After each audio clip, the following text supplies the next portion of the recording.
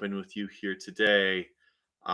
This is our fourth episode in a series around email security technologies.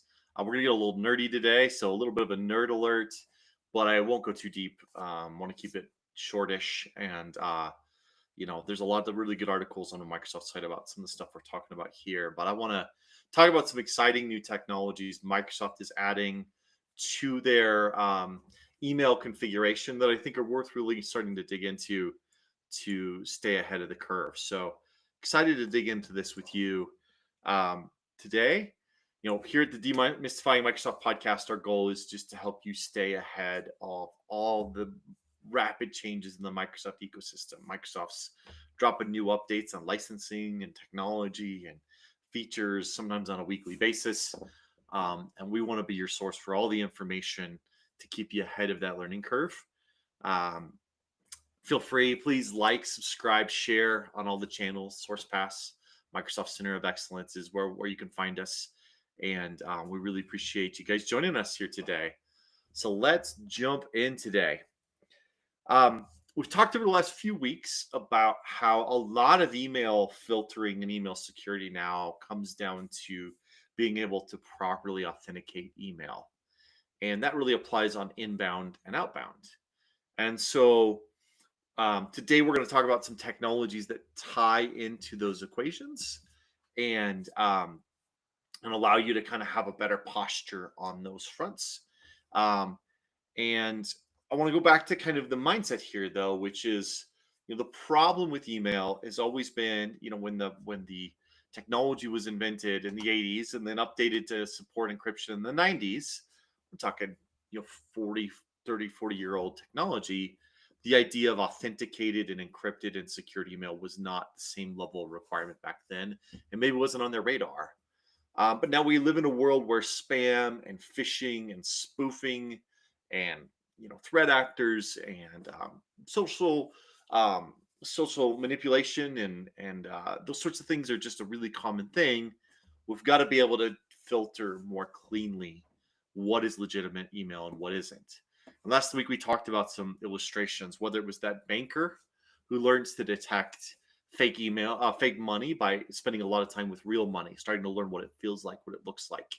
And when they come across something that's fake, oftentimes it's just really obvious to them. And I don't know if I use a phrase with email, the email just doesn't smell right. Like there's just something about it that just doesn't smell right. And that's your indicator that it's not an email you want to be. You can tell it's a phishing email. And as things are getting more advanced, as AI is improving the state of the art, I think you're finding more and more that some of those phishing emails and fake emails are higher quality and it's less easy to pick out those details. The other kind of variables we talked about is helping the mail filters be the bouncer. They're at the door. They're looking at everybody coming through the door and saying, do you have an invitation? Are you on the list? Are you dressed right? Are you already inebriated? Do I want to let you into this club? You can apply the same thing to email, where our email filters are really the bouncer on that front. And excuse me for doing this in the middle of a live podcast, but my family just got home and I go close the door so they don't interrupt. So I'll be back.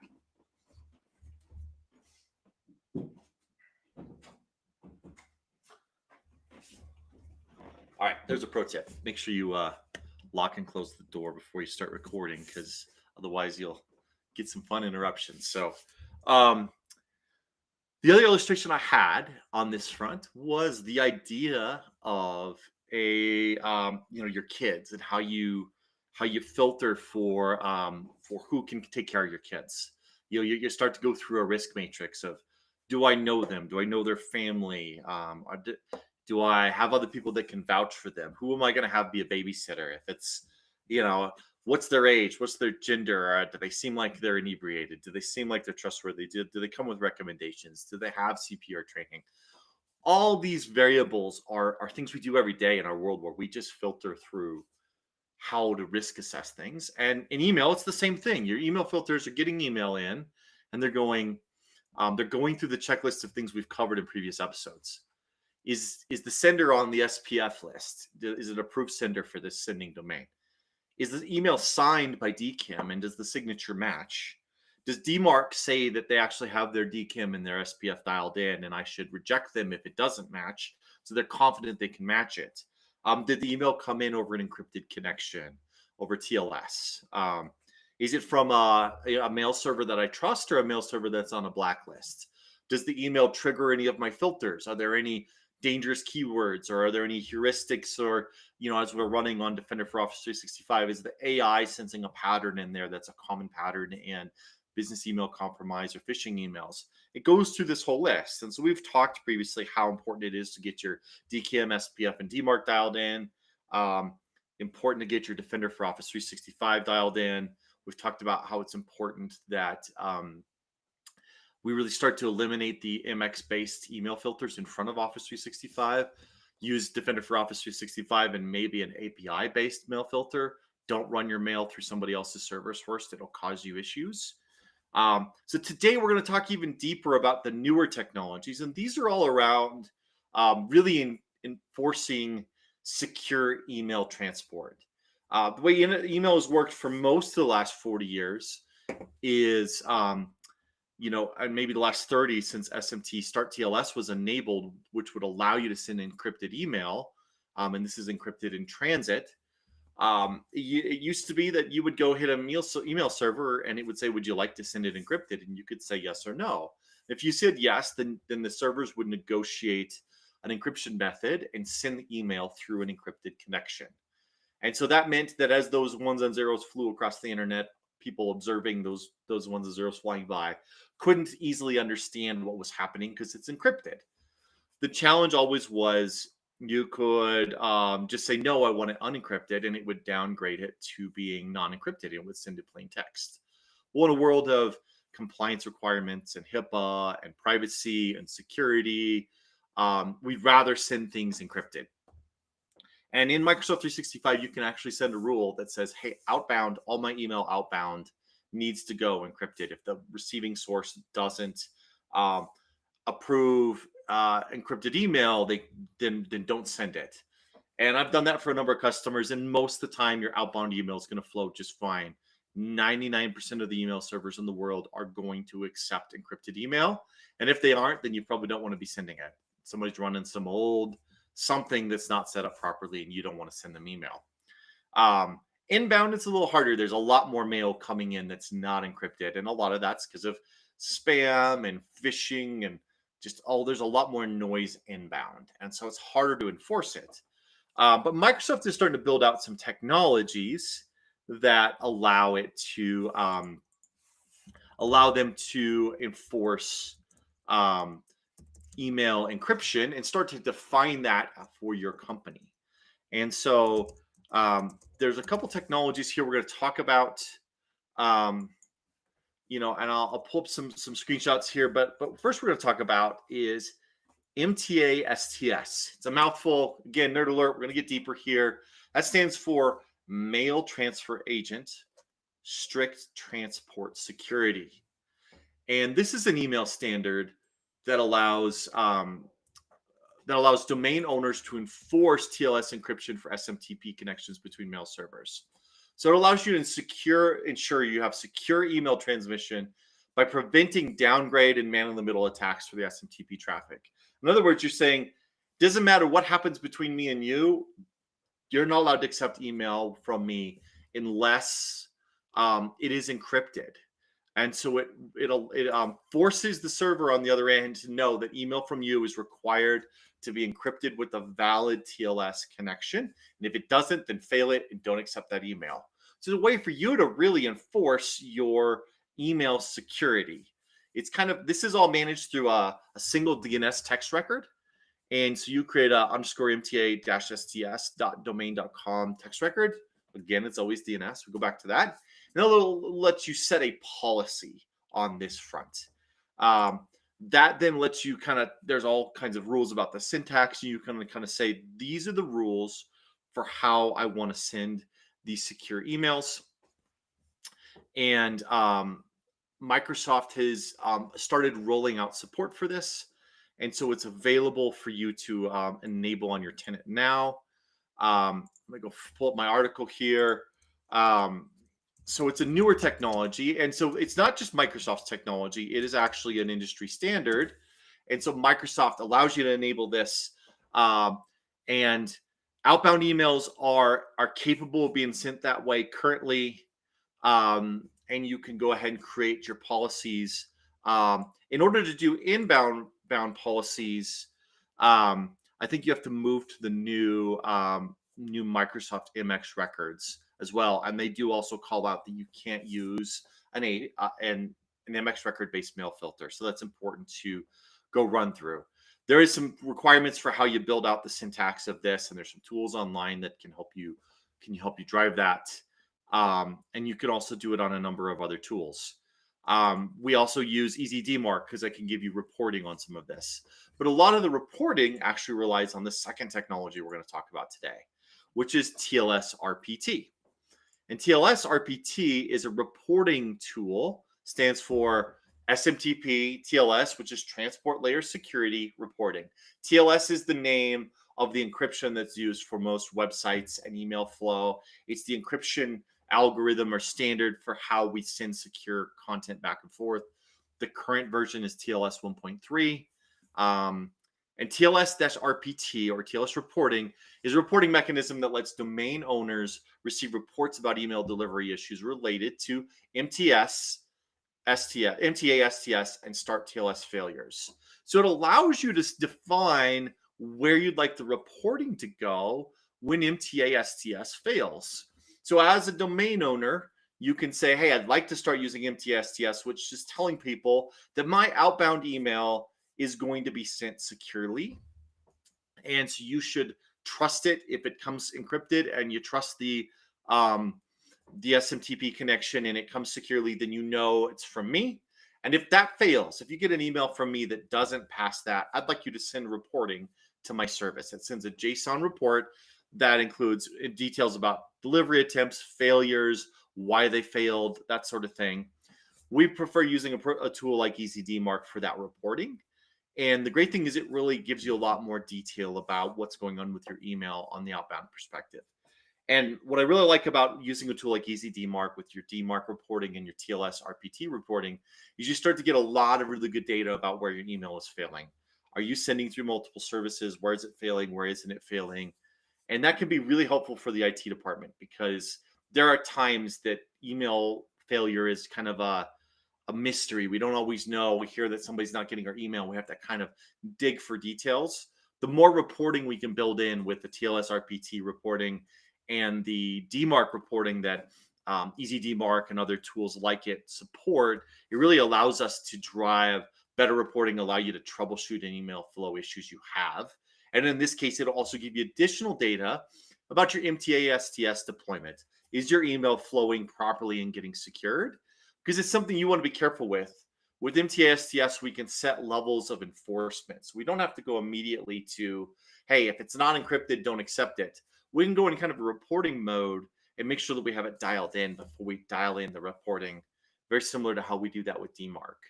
And so you really want that reporting to understand, if I turn on MTA STS enforcement, how am I going to break something? Is that going to break my MailChimp email? Or do I have a scenario where I'm sending email that's not compliant and nobody will be able to receive those emails after I set this flag? So it's really important that you go ahead and build out the reporting at the same time. A third tool that kind of ties in and brings these two together, and it's also a DNS record. All three of these rely on DNS, and that is DANE for DNSSEC. So DANE is DNS-based authentication of name entries. So we talked about DNSSEC earlier. DNSSEC is where you take your domain name records for your business and for your company domain, and you go to your registrar and your name servers, and you turn on DNS security. And what that does is it tells that server to publish some records that say, hey, for DNS records from this domain, I am not only the domain name manager, but I will sign those records. So if you get a record about my domain, you can go check to see if they're valid based on the cryptographic signature. Really important thing for us to start doing. Wasn't really available or required 5 years ago, but now it's becoming really critical to get it done. Pretty easy to set up on a Cloudflare or GoDaddy. It's a checkbox, sometimes a small fee, but it's a really valuable thing. It makes your domain more secure, and it allows variables to be put in place around things like MTASTS, because DNS-based authentication of named entries adds a layer on top of MTSTS where those emails and those TLS encryptions, you can now make sure that the TLS encryption uses a validated and signed TLS certificate. So you're not only making the email encrypted, you're not only making sure it's valid encryption, but then you're validating who can encrypt your email. These are the trusted certificates for my email flow by binding those to the domain names and using the certificate authority ecosystem to validate them. Pretty easy to build out the DNS sec. You need to make sure you have a couple records published, and you need to have DNSSEC enabled on your domain. And this gives you some real great another layer of just confidence and security on your domain. Now, one of the things required for this, in order for this to work on the inbound as opposed to outbound, so for people emailing you, is that Microsoft's default mail servers they've been using for the last 12 years on Microsoft 365 are on the protection.outlook.com domain. So if you've ever set up Microsoft, when you go set up the MX record, you're setting up your domain.protection.outlook.com. Microsoft is slowly deprecating those and is coming out with a new set of domain names that are mx.microsoft. There's no .com. The top level domain in these new MX records is .microsoft, mx.microsoft. So you have your domain -com, a randomized letter number string .mx.microsoft.com, and we can walk you through getting that enabled. You got to run a PowerShell command. Microsoft will spit out your new MX record. You go publish that on your DNS records, and once you turn that on, it enables people to send you email over MTASTS and to do DANE, where you can then validate inbound email. Outbound's been working for a while. Microsoft enabled that previously. And another common ask on this big MX record change, it's kind of a big change in the Microsoft world. Those MX records haven't changed for a dozen years. So far, it looks like there is no impact to your SPF records. Your SPF records can stay on the protection.outlook.com for now. We'll see if Microsoft changes that over time, but right now, the only thing that's changing is the inbound MX record. But there's a lot of value in going through this process to get all these technologies working, because what you're doing is you're making sure that the mail you're sending is validated at 3 or 4 different levels, which can be really valuable for the receiving servers, because they start to really be able to say, man, I know when I run into email from that person, that domain, it's aligned across SPF, DKIM, DMARC, at TLS, MTSTS. I can validate it 3 ways to Sunday. I really trust it. And then anytime anybody tries to spoof you or pretend to be you, that's going to fail even stronger, because the servers do build up a reputation on your email. And so it allows the servers that are paying attention to really know that email from you is incredibly trustworthy. An email that's failing any of those things is not trustworthy and not to trust it. On the flip side, when you change your MX record so that you're using the mx.microsoft, it allows you to receive email with that higher level of security as well. So you can start to see the valid senders with additional data. So those who have done the work to turn on DNSSEC, enable MTASTS and TLS-RPT, they have DANE enabled. You'll be able to, your server will be able to see that same data, and we'll be able to validate legitimate mail even better. And it's kind of one of those rising tides raises all ships. If we all start to embrace these more advanced email, authentication methods, it really starts to build out our ability to have more trustworthy, more secure email, which is a critical thing, because we're in a world where email is becoming harder and harder to authenticate. Is this spoofed? Is this phishing? Is this legit? And the more we can make the barrier of entry to verified and legitimate email higher, and the more that becomes the standard, then the harder it is for the threat actors to pretend to be us, to sneak in. They go build a new domain and try to turn all this on, and it just it starts to be where you just don't trust it. It's like when you get a phone call from a scammer. You answer the phone. The first indicator that it's a scammer is the pause while it goes and finds somebody in the data center to talk. The next issue is there's just an accent issue. Quickly through your own heuristics, your brain's ability to filter when you're getting a scam phone call. We're trying to build that same functionality across email where legitimate emails are just so clearly legitimate that illegitimate emails that are not going through these same levels of attestation are really clear. And then if you do ever get a sophisticated IT, attack where somebody's really trying to mess with your email in transit, they're trying to mess with your legitimate email, either inbound or outbound. Some of these technologies around MTA-STS and DANE and TLS reporting really give you a chance to not only see when that's happening, but to identify it, because that message has been modified. I can see where it's not from the person that says it is. It's not with a valid TLS domain. Somebody built a mail server to pretend to be me, but they aren't aligned with my DNSSEC. DANE doesn't pass. They don't have MTSTS. Maybe it's aligned SPF and DKIM. They found a way through that, but the other 3 or 4 layers, they didn't get aligned. So again, this is super nerdy, super kind of cutting edge technology, but it's also really fun. It's really cool to get into these newer technologies and learn about the new things that are being built. Like I said, we'd love to help you with this. If you want to get this deployed on your tenant, we have projects where we can jump in and build out these technologies for you, help you get them going, get you going with a reporting tool like EasyDMark so you can see the data, help you with Defender for Office 365 tuning so you get that higher level security. We can help you navigate pulling your MX-based filter out of the loop. You still use it, just use it over the API method, or we can show you some alternatives if you're not happy with that tool. We can do some security awareness training, which is the next piece. How do we train our users to navigate the data we're now presenting for them? We can help you turn on some of the flags in Outlook where it starts to flag email that is failing all these capabilities. So reach out to our team, sourcepassmcoe.com, hit the contact us button and say, hey, I'd like to learn more about email security, about MTA-STS, or I saw your podcast on my email security and love to jump in. We'd love to sit down, talk with you about what you got going on and see if we can solve some issues for you and have some fun, man. This is really exciting, fun stuff. I enjoy being on the cutting edge of technology and implementing new technology. And it makes your email domain through Microsoft super cool. Who else is using mx.microsoft? You're on the cutting edge, which is awesome.